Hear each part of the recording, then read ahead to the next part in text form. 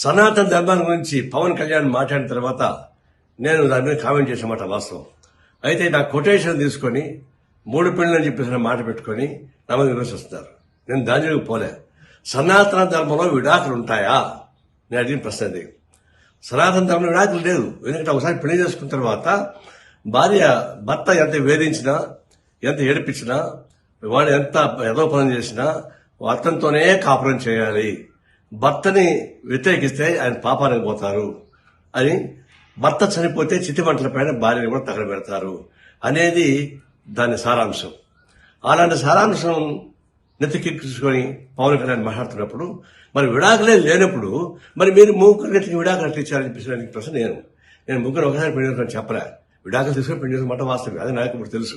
నేను దాని వరకు ఇప్పుడు పోలే. నేను ఫస్ట్ టైం అంటున్నా.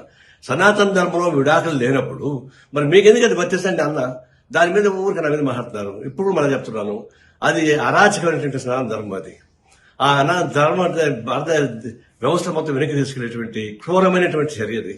అలాంటి క్రూరమైనటువంటి ఫిలాసఫీని ప్రచారం చేయడం అనేది చాలా ఘోరమైనది. ఇప్పుడు చెప్తున్నా, సనాతన ధర్మాన్ని విమర్శించే వాళ్ళని నిన్ను అరెస్ట్ చేయని చెప్పేసి పవన్ కళ్యాణ్ చెప్తున్నాడు. నేను చెప్తున్నా, సనాతన ధర్మాన్ని సమర్థించే వాళ్ళని అరెస్ట్ చేయమని చెప్పేసి చెప్తున్నా. పవన్ కళ్యాణ్ వాళ్ళని అరెస్ట్ చేయాల్సిందే.